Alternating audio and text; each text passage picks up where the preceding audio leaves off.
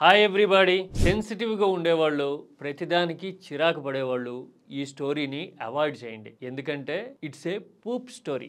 మరి చిరాకు పడతారని తెలిసినా కానీ ఇలాంటివి ఎందుకు చెప్తూనే ఉంటారేమో. ఎందుకంటే ఇది అంతర్జాతీయ రాజకీయాలకు సంబంధించింది.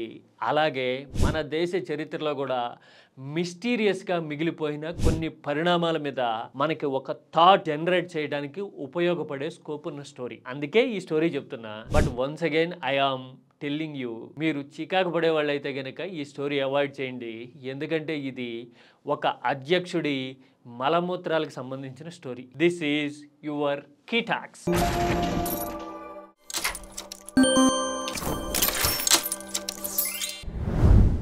రష్యా అధ్యక్షుడు వ్లాదిమిర్ పుతిన్ భద్రత గురించి ఈ మధ్యన ప్రపంచవ్యాప్తంగా మాట్లాడుకోవడం కనబడుతోంది. ఎందుకంటే ఉక్రెయిన్తో యుద్ధం మొదలుపెట్టిన తర్వాత ఎప్పుడు పుతిన్ మీద అటాక్ జరుగుతుందో తెలియదు అనే సెన్సిటివిటీ జియో పొలిటికల్ సినారియోలోనే కాదు, వరల్డ్ వైడ్ పాలిటిక్స్లో కూడా వచ్చేసింది. అలాస్కాలో అమెరికా అధ్యక్షుడితో పాటు ఇతర కీలక నాయకులతో చర్చల కోసం పుతిన్ వెళ్ళినప్పుడు ఆయన మలమూత్రాలు ఆయన స్టే చేసే హోటల్లోనో గెస్ట్ హౌస్లోనో టాయిలెట్కి వదిలేయకుండా ప్రత్యేకంగా వాటిని క్యారీ చేసి తిరిగి రష్యా తీసుకుపోయేందుకు ఫెడరల్ ఫోర్సెస్ ప్రత్యేకమైన ఏర్పాట్లు చేశాయి. అఫ్కోర్స్ ఈ ఏర్పాటు ఎప్పుడో చేశారు, కానీ ఇప్పుడు ప్రపంచం కలపడింది. ఇలా ఎందుకు ఈ మలమూత్రాల మీద కూడా ఇంత శ్రద్ధ ఎందుకు పెడుతున్నారు అంటే ఇన్సైడ్ డీటెయిల్స్ ప్రపంచానికి కొత్త విషయాల్ని చెప్తూ ఉన్నాయి. ఏంటంటే ఆ మలమూత్రాల మీద పరీక్ష చేస్తే గనక పుతిన్ ఆరోగ్య పరిస్థితితో పాటు ఆయన ఇంటర్నల్ ఆర్గాన్స్ పనితీరు, ఆయన డిఎన్ఏకి సంబంధించిన డీటెయిల్స్ ప్రపంచంలో ఎవరికైనా తెలుసుకునే అవకాశం ఉంది. కాబట్టి వాటి ద్వారా పుతిన్ మీద ఏదైనా బయో సైంటిఫిక్ అటాక్ జరగచ్చేమో అనేది రష్యా ఆందోళన. నిజానికి ఇలాంటి పూప్ ఏర్పాట్లు దాన్ని కలెక్ట్ చేసి రష్యా తీసుకుపోయేందుకు ప్రత్యేకమైన సిబ్బందిని ఇప్పుడు కాదు గత 15 ఏళ్లుగా అధ్యక్ష భవనం ప్రత్యేకంగా నిర్వహిస్తోందిట. ఎందుకు అంటే పుతిన్ మీద ప్రపంచ దేశాలకి అంత కన్నుంది. పుతిన్ ఆరోగ్యం మీద కూడా ప్రపంచవ్యాప్తంగా ఇప్పటికే చాలా రకాల కథనాలు ప్రచారంలో ఉన్నాయి. ఆయనకి అనేక రకాల దీర్ఘకాలిక వ్యాధులు ఉన్నాయని చాలామంది నమ్ముతారు. వీటిని కౌంటర్ చేసేందుకు చాలా టాక్టికల్గా క్రెమ్లిన్ రష్యా అధ్యక్ష భవనం కొన్ని కథనాలు, ఫోటోలు అప్పుడప్పుడు లీక్ చేస్తూ ఉంటుంది. ఆయనకి గర్ల్ ఫ్రెండ్స్ ఉన్నారని, ఆయన తనకంటే 40 ఏళ్ల చిన్నదైన ఆమెతో లివిన్లో కూడా ఉన్నారు అనే కథనాల్ని వ్యూహాత్మకంగా బయటికి వదులుతూ ఉంటుంది. కానీ వాస్తవాలు ఏంటి అని చెప్పడానికి కొన్ని ఎగ్జాంపుల్స్ అప్పుడప్పుడు బయటపడుతూనే ఉంటాయి.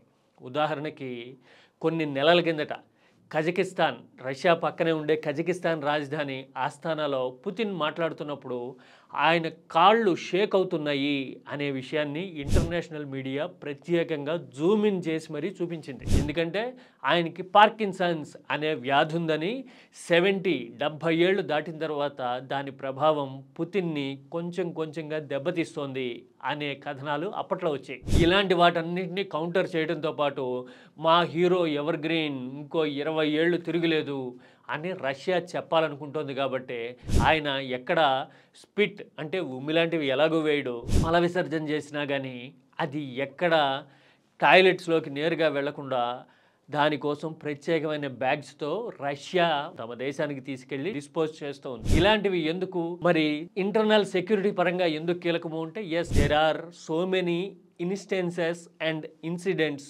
Which were really mysterious in the world political history. అవును కదా, జాన్ ఎఫ్ కెనడీని ఎవరు చంపారు, ఎందుకు చంపారు అనేది ఇప్పటికీ సస్పిషియసే కదా. ట్రంప్ వచ్చిన తర్వాత ఆ ఇన్వెస్టిగేషన్కి సంబంధించిన వేల డాక్యుమెంట్లు బయట పెడతాను అని చెప్పి వదిలేరు, కానీ బయటికి వాస్తవాలు మాత్రం రాలా. America's most charismatic evergreen ప్రెసిడెంట్గా కెనడీకి పేరుంది. మరి అలాంటి ప్రెసిడెంట్ని ఎందుకు చంపారు అనేది ఇప్పటికీ క్లారిటీ లేదు.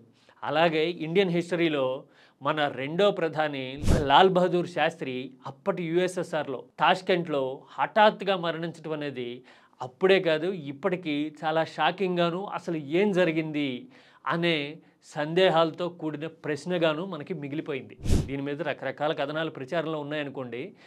ఇలాంటి సిచ్యువేషన్స్ని అవాయిడ్ చేసేందుకు అసలు జీరో టాలరెన్స్ అంటారే, అలాగా పిన్ పాయింటెడ్గా జాగ్రత్త తీసుకోవడంలో భాగంగానే ఇప్పుడు పుతిన్ విషయంలో ఈ పూప్ సూట్ కేసెస్ మెయింటైన్ చేస్తోంది అని అంటూ ఉన్నారు.